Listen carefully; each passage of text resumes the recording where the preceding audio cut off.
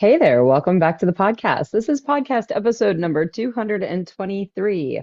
Lots of new tech things are going on with the podcast, so I feel like things just my rhythm is a little off. So bear with me. If you ever have any questions, don't ever hesitate to reach out to me at Delane at DelaneMD. I'm happy to answer any of your questions. But today is going to be a podcast as we start off National Diabetes Month. And somebody called me out on Facebook or on Instagram, I think it was, of saying Happy National Diabetes Month. And I get that that is kind of an oxymoron, and you're not wrong. However, it's really for me a celebration or a something to get excited about, because really we're going to call awareness, we're going to do education, and we're going to learn how to reverse type 2 diabetes this month. And I've got a number of different events coming up.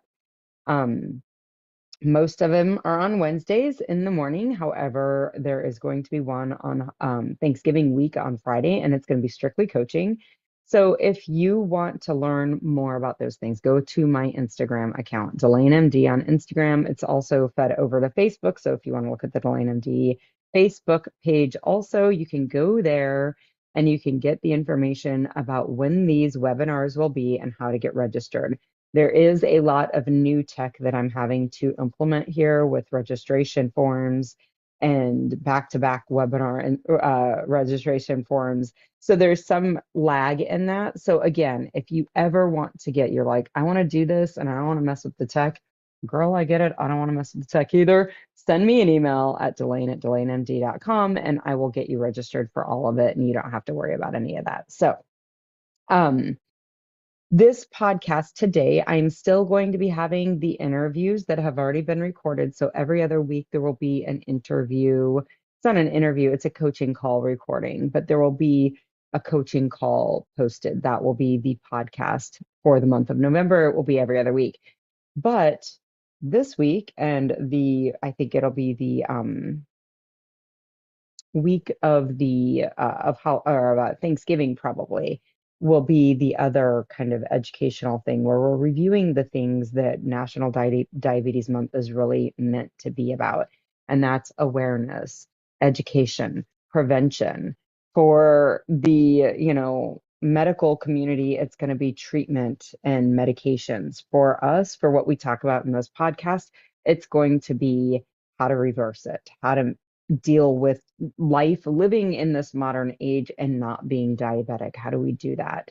So today we're going to talk some about education and awareness. Okay. And then the next podcast this month, where it's me and not one of the coaching calls, we're going to be talking then about more about prevention, and then what they would call managing type 2 diabetes, what I would call reversing type 2 diabetes. So if you've listened to any of these podcasts, or if you're new to the podcast, please go back. There are many, many other podcast episodes where I'm talking about what causes type 2 diabetes, like the education component about what's happening. For me, it is very, very simple. Type 2 diabetes is the natural expected outcome of human beings eating foods that are not natural to the human being. Biologically, they are not the food that human beings have been biologically developed, biologically set up to manage. Okay. The foods that we eat in this modern time are not foods that human beings would have ever come into contact to in a natural environment. 500 years ago, these foods were not available. 200 years ago, many of these foods were not available. Certainly 10,000 years ago, when our biology was being set, however you want to take that happen, I'm not getting into that conversation.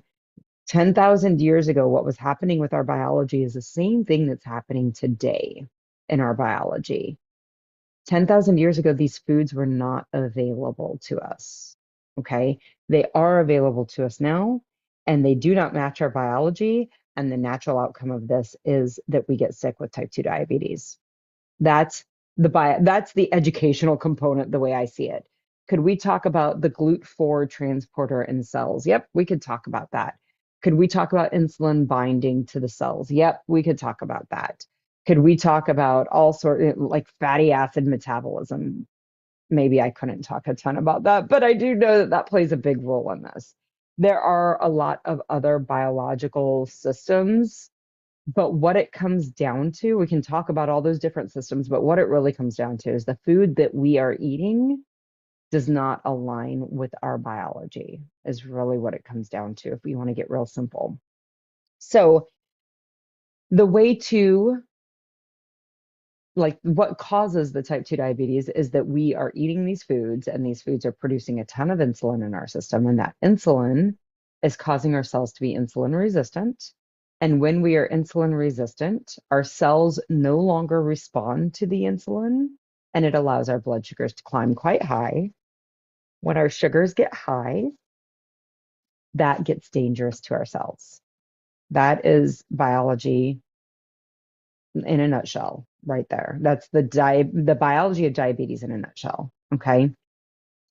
I always liken it to a sound thing because I think we've all experienced when there is sound happening and we are not responsive to it. We're resistant. Like insulin resistance, we're sound resistant.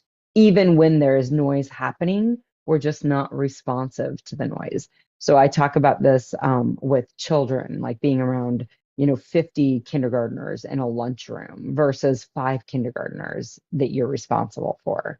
You can be very responsive to the needs of the 5, but if you're in that room with 50, there's this low level of noise that you're not responding to the messages coming to you. Now, one child can get your attention in that situation where there's 50 kids in a lunchroom, but they have to yell louder than the underlying, the baseline level of noise to get your attention, and then you can respond to them. But what that yelling louder does is raise that baseline level of noise. Okay.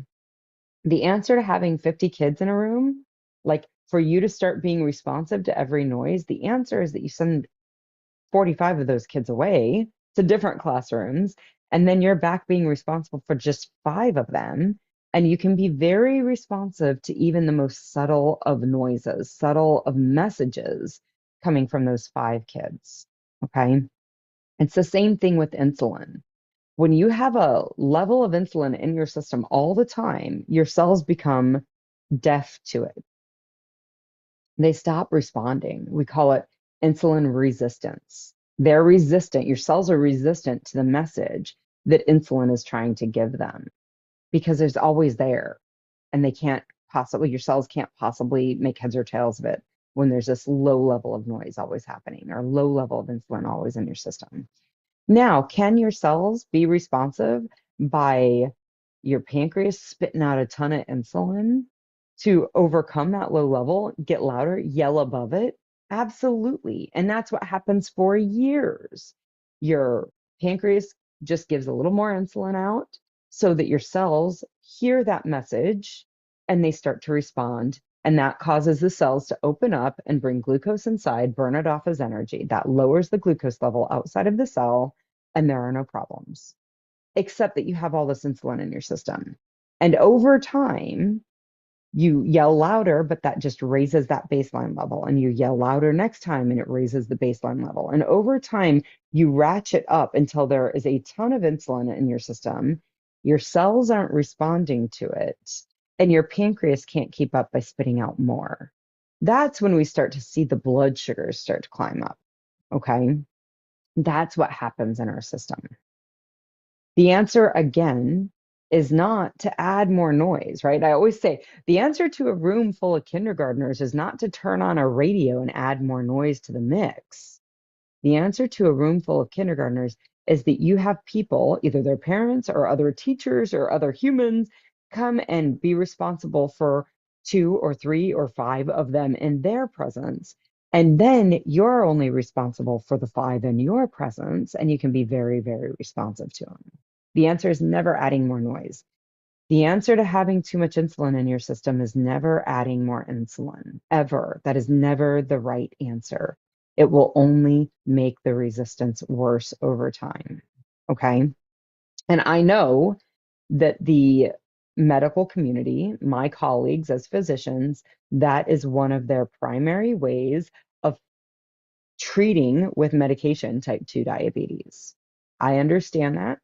And what I'm here to offer you is that they are starting to realize that it's a problem and that's not the way to do it anymore. We have to stimulate insulin sensitivity. We have to fix the cell's resistance to the insulin. That's kind of insulin sensitivity is the opposite of insulin resistance. Okay. So when you hear people talk about we need to be more insulin sensitive, it's the fix to the insulin resistance. And that's what they're trying to develop. And that's great and grand.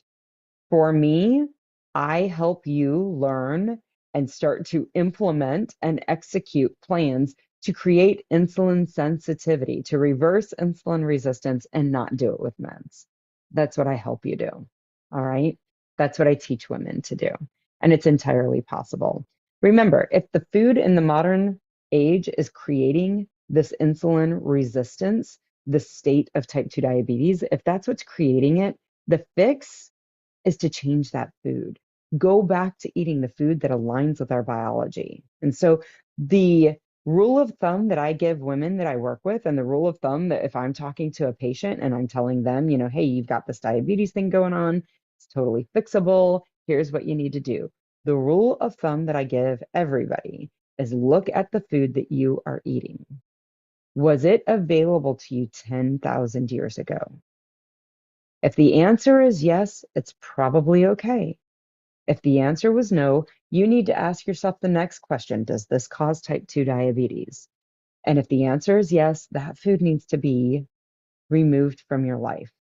Maybe forever, but certainly for a while. And when I say a while, I mean 3 to 6 months. Okay. You need to be willing to let go of that food, to learn how to live your life in a way that you love, that's incredible and meaningful and robust and doesn't involve that food. So, great example, my coffee cup, my little Volkswagen Bus coffee mug. I love this little mug so much. My coffee cup is full of coffee. Was there coffee 10,000 years ago? I mean, like if you got really ambitious, you could have probably figured it out. Would human beings, the human animal, have just stumbled across a spring of coffee, like a well of coffee? No, absolutely not. This was not available 10,000 years ago. So that's the first question. Is this what causes type 2 diabetes? No. One cup of coffee is never going to be what causes type 2 diabetes. It is not a main player in type 2 diabetes. So that is the gates, the filter you need to pass the things that you are putting through into your mouth through, okay? Is this food something that humans would have had available 10,000 years ago? If the answer is yes, you're great. Carrots never caused diabetes. Bananas and apples never caused diabetes. Nuts never caused type 2 diabetes. Turnips, heads of lettuce, leaves, berries, these are not the causes of type 2 diabetes. Even meat and chicken and fish, these are not the things that cause type 2 diabetes. Period. End of sentence. It's really that simple. Now, if you're looking at a cup of coffee, a cup of tea, if you're looking at a Pop-Tart, not available 10,000 years ago, are these the foods that are causing type 2 diabetes? If the answer is yeah, these are problem foods, you need to not eat those foods. Pretty straightforward. Were these foods available 10,000 years ago? The answer is yes, they're probably fine. If they weren't available 10,000 years ago, are these foods going to cause me to be sick with type 2 diabetes? If the answer is yes, you need to not eat those foods. Period. End of sentence. Okay. So that is that's education. That's DelaneMD education at its finest, right? It's that simple. Like it doesn't need to be more difficult. For some people, for a small percentage of women, yes, there are other things that we have to figure out. But for most women, we have to stop eating these foods, really is what it comes down to. And we have to stop eating them for long enough for our body to heal up. Okay. That's what has to happen. And you can never go back to eating them in a way that created type 2 diabetes in your body, because if you do, you're going to get sick again. That's just how it goes. Again, this is not a genetic thing. You are not genetically predispositioned to have this disease that 9 out of 10 of Americans are on the path or have. Okay. That is not how we became the dominant species on the planet, by 9 out of 10 of us getting sick with this. This is not the way it is. You are not genetically predispositioned to become sick with this. Okay. What we get from our families is our love for crappy foods. So if our mom has diabetes and we have diabetes, it is not because it's genetically passed down, it's because we learned how to eat from our mothers. And this is a disease of the foods that we are putting in our mouth. This is a disease of the foods that we eat not being matched to our biology. They do not line up with our biology. Any human being that eats Pop Tarts long enough will develop high insulin levels, insulin resistance, and type 2 diabetes. Period. End of sentence. Because our human biology does not match Pop Tarts. That's how simple it is. Chocolate, pizza, milkshakes, anything from McDonald's. All of these foods, they just don't match our biology. Okay. Nothing's broken about you. It's just the way these foods are. So that's the education component. DelaneMD education 101. Boom. That's how it is. Or that's what causes, that's the education, why we get diabetic. So the other part that I want to talk about today is kind of the awareness. Like, how do we build awareness? So a couple of things. Again, the study that I just quoted, or the studies that I just quoted, one was put out in 2019 by the University of North Carolina, and it showed that 87%, when it looked at this huge number, hundreds of thousands of charts, it looked at. And when it looked at them, if I remember, I always get the number on that right, but it looked at a huge amount of charts. And when that study looked at those charts and looked at markers for insulin resistance and metabolic health, okay, whenever you're hearing somebody talk about metabolic health, they are talking about insulin resistance. Recognizing that insulin resistance is the tree trunk, it is the root cause for many other diseases, many diseases. Type 2 diabetes, yep. Pre-diabetes, yep. Somebody mentioned, I heard him talking about pre-diabetes. I don't even know what the qualifiers are for pre-diabetes, but insulin resistance is the cause of that. Polycystic ovarian syndrome, yep. Insulin resistance is the cause of polycystic ovarian syndrome. For high cholesterol, elevated LDLs, we know that insulin resistant humans do not manage their cholesterol normally. It is a player in high cholesterol. It is a player in hypertension. It is a player, if not the cause of dementia. It is the cause of non-alcoholic fatty liver disease. High insulin levels have a role or are the cause in all of these diseases. Okay. These studies, this one in 2019 at the University of North Carolina and the one that was done 2 years later, these studies looked at markers, 5 markers for metabolic health. And what they found in the study in 2019 was that 87% of the charts that they looked at tested positive, had markers that were positive for one of these 5 markers. So one of them were positive, and they called that metabolically diseased. So 87% of the charts that they looked at had evidence for metabolic disease. Okay. So that was a study in 2019. They repeated the study and published it in 2021. That study showed that 93% of the charts that they looked at had evidence for metabolic disease. So when we talk about awareness for type 2 diabetes and insulin resistance and hyperinsulinemia and metabolic disease, because these are terms that are on a spectrum, right, that are all related. When we look at the medical literature out there and we're talking about awareness, 9 out of 10 of Americans need to be aware of this because they're likely on the spectrum of metabolic disease. 9 out of 10 of us. 1 out of 10 of us are not diseased. So, what do your labs say is really the question.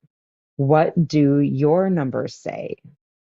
Do you have any of these numbers that are evidence of type 2 diabetes? Different people look at different numbers. The numbers that I look at, that when my clients go and get labs done and they're like, what should I get done? The things that I tell them to look at: 1, an insulin level. Most doctors will look at you like, I don't know. I think that this is not happening as much. I think that we are moving forward and there has been progress in this arena. But 5 years ago, had you asked a doctor to run an insulin level, they would have looked at you like you had 3 heads, like you were crazy. What are you talking about? We're not running an insulin level. I don't even know that insurance would pay for an insulin level. Those are the things that they would tell you. And they tell you this because they didn't know what to do with an insulin result. Like they didn't know what the number means. The only way we were taught in medical school, at least when I was going, that if you had an insulin level that was elevated, you either had a tumor in your gut, or if you had a non-existent insulin level, you had type 1 diabetes. That's what we were taught. There's so much more information in that number, okay? Also, they don't know what to do with it because most labs mark an insulin level of less than 15 to 18 as normal. And so they're like, oh, your numbers are normal. No, what the studies show is that number really actually needs to be below 7 to 8. Anything above 7 or 8 is actually probably evidence of insulin resistance in most humans. Okay. So, an insulin level, that is the most important number that I feel is out there. There are other numbers, there are other tests that you can do that are more sensitive and specific to picking up insulin resistance. But if you're going to get a one-off test, you want a fasting serum insulin level. So that's the first thing. The second thing, of course, an A1C, although it's not perfect, there's a lot of ways that that goes wrong, but that's another great number to look at. Again, the labs at the doctor's office are going to get off your back when you are 5.6 or less. They're going to be like, whoop, strong work, you're good.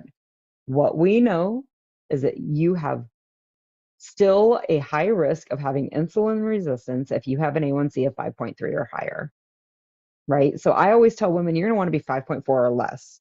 Like probably 5.2 is really where you need to be shooting for, but not 5.6 and not 5.7. That's not a good enough, quote unquote, A1C. There is still evidence of insulin resistance.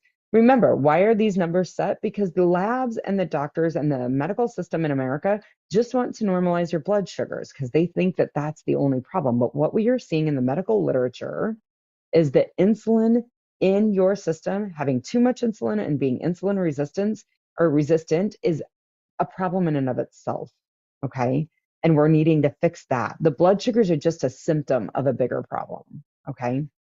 So an A1C, and again, 5.2 or lower is probably ideal. Okay. Some women are like, oh my gosh, I'm never going to get there because they worked so hard because their doctor's like, if you can just get below 7, we don't have to do more meds. If you can just get below 6.4, you're now in the pre-diabetic range, and that's so much better. If you can just get below 5.6, you're going to be great. You don't even have diabetes then. That's what they've heard. And so they've been doing just the bare minimum to get them there. What I want to offer you, again, if you eat your food that aligns with your biology, if you pass the food that you put into your mouth through 2 filters, was this available 10,000 years ago? And if it wasn't available, is it what's causing my type 2 diabetes? If you pass your food through those 2 filters, it is very, very easy to get your A1C to 5.2 and less. Very, very easy. Okay. So the insulin, the fasting serum insulin level, an A1C, a hemoglobin A1C, triglycerides are another one you're going to want to look at. Should really be definitely under 150, probably under 100. The exact number on that, I don't have as much information. Like, I don't know that number. What I know is that my number has been below 50 for years. And when am working with a client and their insulin drops to the normal range, their fasting blood sugars are dropping to the normal range, their A1C is dropping to the normal range, that triglyceride level on their cholesterol panel is easily below 75 without any problem. The LDL on there also should be below 100, right? If you are diabetic, they're going to want you below 70. Mine are not below 70. The reason they want you below 70 if you're a diabetic is because you already with diabetes have a risk for a stroke, and they want to lower that other risk of having bad cholesterol in your system lower so that we can decrease your stroke risk. It's not because an LDL of 75 or 80 or even 90 is a bad quote unquote number. It's that they're trying to decrease your risk of stroke. What we're realizing is it's not the cholesterol, it's the inflammation, it's all of these other things that really are putting you at a higher risk for a stroke. It's not necessarily the LDL. So there's some shifting in what our goals are for an LDL in general, but certainly needs to be, you're going to shoot for that LDL being less than 130, less than 100. Usually easy to get there. There are some other things that go into that. That one sometimes gets hard to get into range. Um, LDL, so triglycerides, LDL, fasting insulin level, hemoglobin A1C level, ALT, which is a liver enzyme. Again, your lab is going to report it out as being normal if it's less than 30. What we know is it probably needs to be less than 17 or 18 in order for you to have a great representation or have a representation of really good metabolic health. That is a liver enzyme that goes up when there's insulin resistance in the liver. So we know that. And lots of times doctors won't even mention it, or they'll tell you, oh, your liver enzymes are high. We're going to watch them. The reason that they tell you this is because we don't have a med to treat it. Like they have nothing to prescribe you. So they're like, oh, we're just going to watch this. And maybe they'll do an ultrasound. And that ultrasound will show that you have hepatosteatosis or fatty liver, right?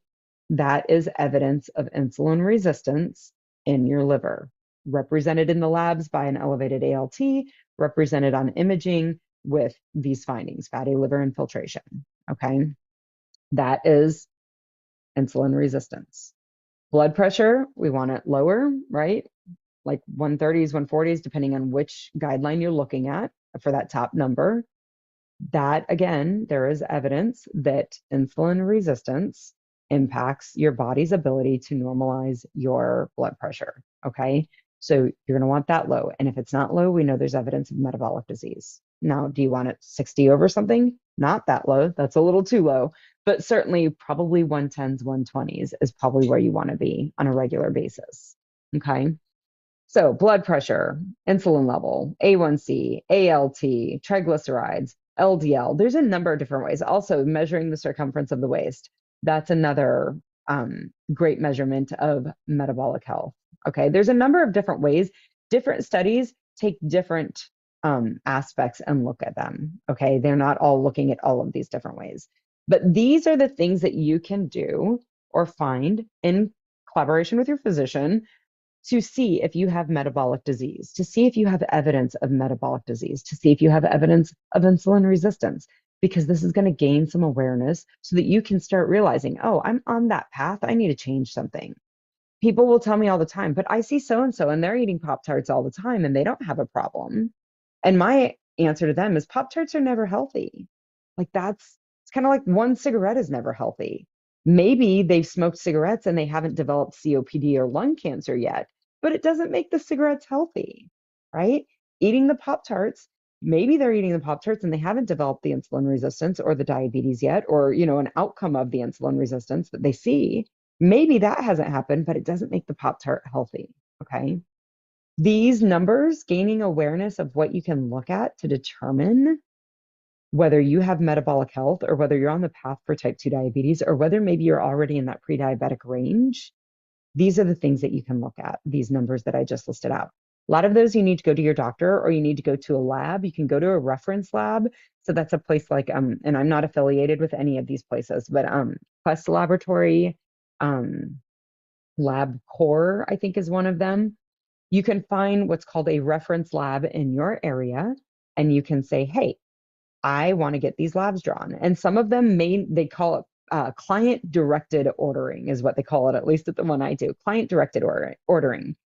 Some labs, so sometimes I've had a hard time getting an insulin level and I've totally tried to pull the card, but I am a doctor. Can I order it on myself? And they're like, no, you can't. So some of them won't let you do some things like that. But the ALT comes on a comprehensive metabolic panel, and almost always you can get a client-directed like level of that. You can get your CBC done, and that helps to make sure your hemoglobin level is normal. You can get a hemoglobin A1C run. You can get a fasting lipid panel run. You can get all of those. Your fasting lipid panel is going to give you your LDL and your triglycerides. Your A1C is going to give your A1C rating. Your chemistry panel, that comprehensive metabolic panel, is going to give you your ALT to look at. So a lot of these numbers you can get on your own. You don't need your doctor to give it to you.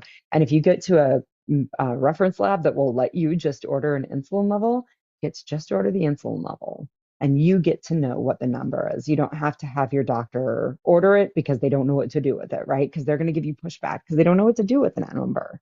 Okay. So those are things that you can do with your doctor's help, with a lab's help. Things you can do at home that you don't even need anybody helping you with. Get a not a Hemocold, glucometer, a blood sugar machine. In my state, every pharmacy has, if you are a like credentialed pharmacy in the state, you have to have a setup for a glucometer, a blood sugar testing machine that has to be less than 20 bucks. Every pharmacy in the state by law has to have that.